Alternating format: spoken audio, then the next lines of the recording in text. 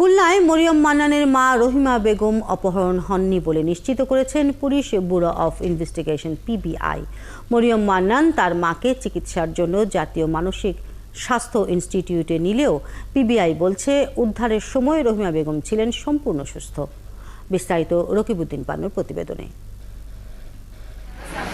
এখন আমাকে তো এইসব বোঝানো যায় না, বুঝছেন? আমাকে তো বানানো যায় না, এই জন্য আমার বোনের সাথে কথা বলতে তো ছোট। মা রহিমা বেগম নিখোঁজ হওয়ার পর থেকেই তাকে অপহরণের কথা বলে আসছিলেন মেয়ে মরিয়ম মান্নান।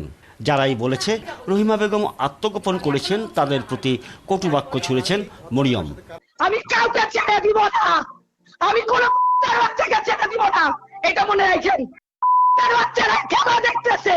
এই সিসিটিভির ক্যামেরায় রাত 9টা বেজে 28 মিনিট 28 সেকেন্ড থেকে শুরু করে 42 সেকেন্ড রহিমাকে দাঁড়িয়ে থাকতে দেখা গিয়েছিল ঠিক এখানেই, যেটি তার বাড়ির প্রধান পথ হিসেবেই ভেবেছিলেন। যদি তিনি এ পথ থেকে বের হন তবে তাকে উঠতে হবে এই রাস্তায়, এবং এই যে রাস্তাটি এটিও কিন্তু সিসি ক্যামেরার আওতায় ছিল। এখানেও রহিমা বেগমকে দেখা যায়নি রাত 10টা 45 মিনিটের পর থেকে সারা রাত পর্যন্ত। ওই পথ দুটোর বাইরেও আরেকটি পথ রয়েছে রহিমা বেগমের বাড়ি থেকে বের হওয়ার। এটি এতটাই সরু যে এখান থেকে যে কেউ একজনই একসঙ্গে বের হতে পারেন। রহিমা বেগমের দীর্ঘদিনের ভাড়াটিয়ারাও বলছেন কোথাও অপহরণের কোনো আলামত ছিল না। যদি আমরা শুনতাম তাহলে তো আমরা বেরোইতাম। কেন আমরা বেরোইতাম? বাইরে কি আছে, যদি একটা মানুষ ওংরায় বা ধরেন শব্দ করে তাহলে কে না বের হয়?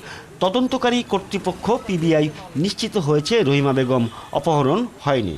ফরিদপুর থেকে উদ্ধারের সময় মানসিকভাবে সম্পূর্ণ সুস্থ ছিলেন তিনি।